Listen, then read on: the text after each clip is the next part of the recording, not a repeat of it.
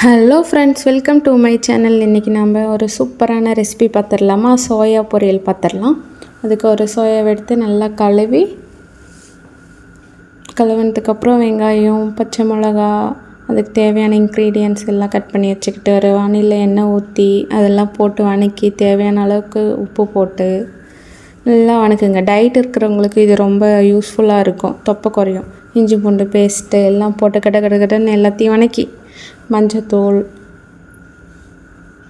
அதுக்கப்புறம் மிளகாத்தூள்,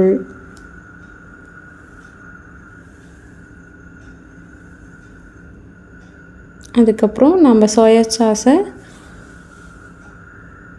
போட்டுடலாம். போட்டு நல்லா வணக்கி சிக்கன் மசாலாலாம் போட்டு நல்லா டேஸ்டியாக இருக்கும்.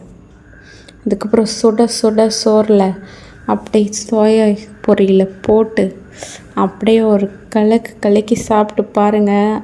அப்படி இருக்கும்.